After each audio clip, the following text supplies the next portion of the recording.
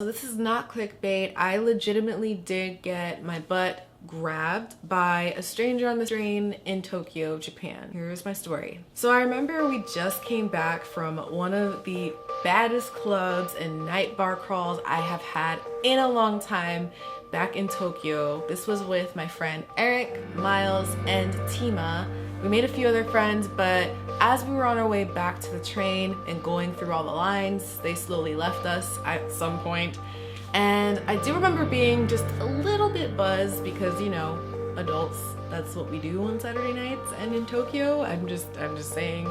Everything was going fairly well. You know, just to give you an idea, I'm pretty sure that I had on a mini skirt and it was tight fitted and my makeup was slaying everybody's lives out. Just to give y'all an idea on what I was wearing, it was a tight mini skirt, right? And I really didn't think that anyone would be ballsy enough to go up to an American, okay, American foreigner, and grope me. Like, cause I was with all my girls and I was just like, they're not gonna try it.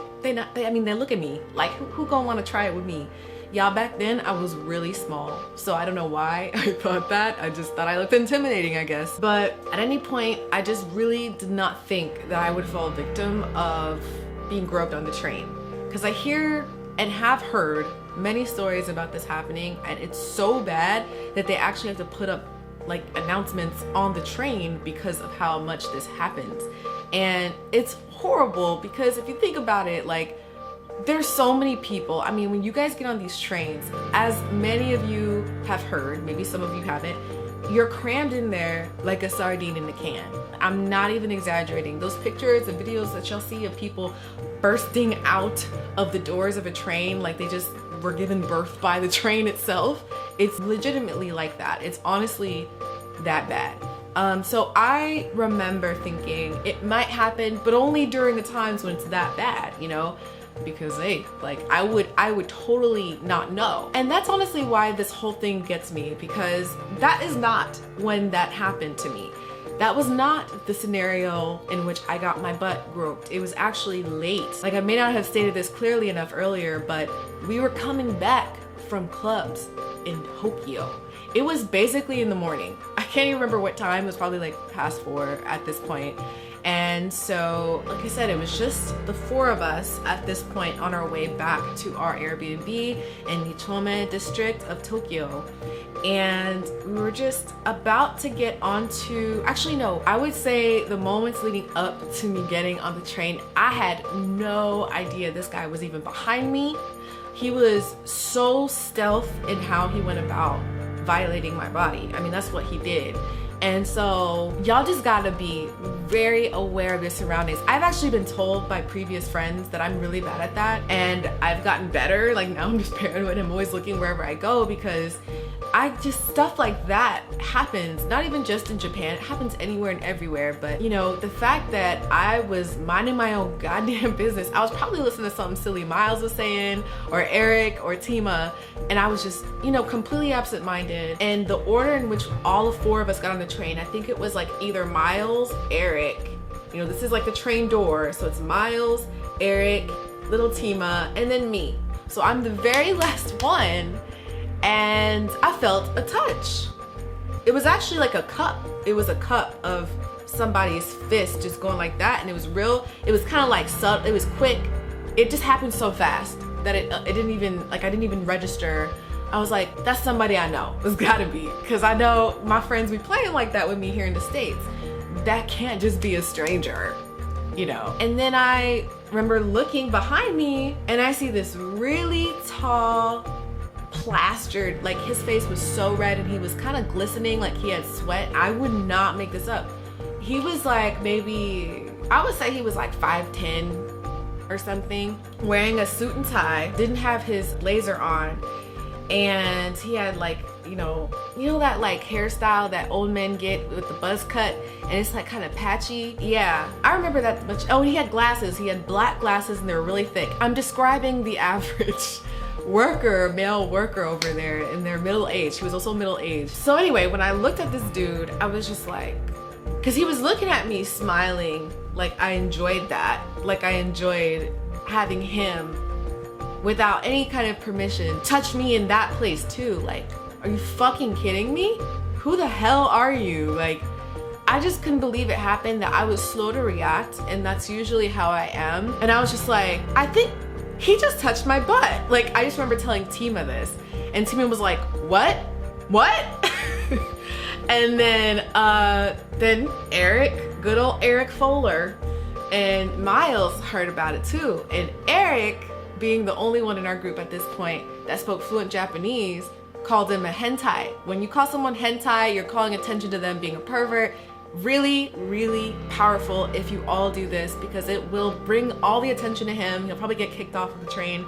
I was still in shock about what happened to me. Like, I still couldn't believe it. It's like I said it, but it was so quiet, and I was just like, that just happened. And the asshole, as my friends were cussing him out and saying all this stuff to him, he gets off on the next stop, and we were all just like, wow, like, that is real. I mean, I knew it was real. I never doubted it, but for it to happen to me, like, it happened to guys, like,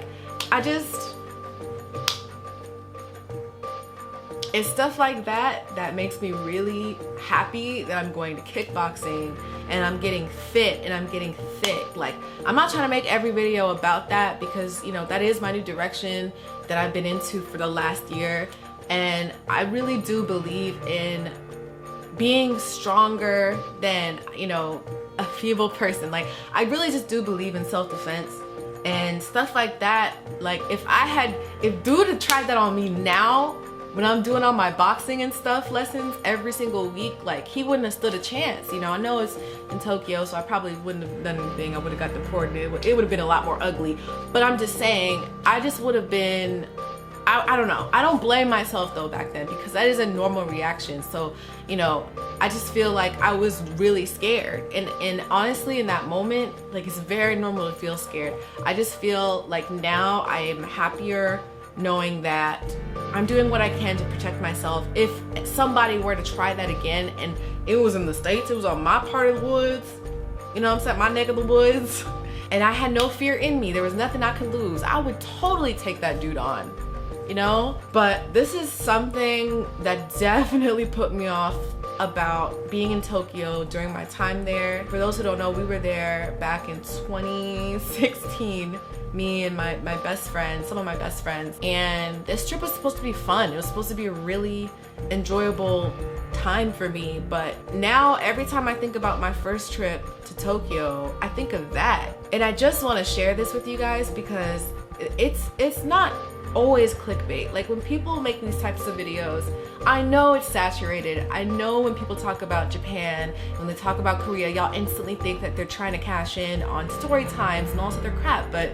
this is important for me to share with you guys, because it is sexual assault. And I don't care what culture you're from, what country you're from, state, part of the universe, you don't do that. You don't do that to people. Okay? I don't even care if you're a chick and you think that gender norms make it okay for girls to touch guys. Keep your hands to yourself, period.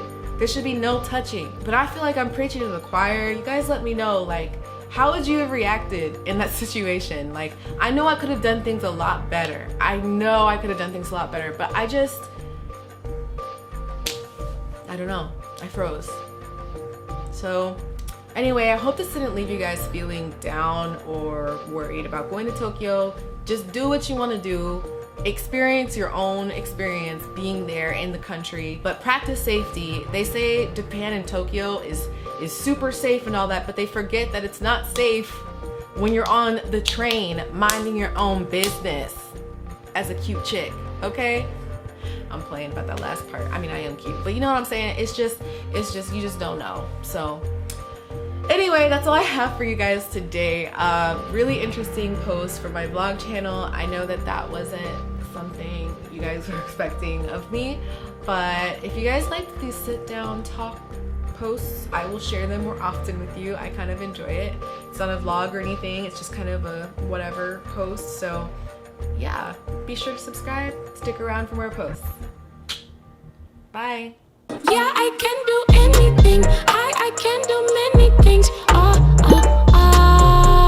Yeah. With you right here at my side.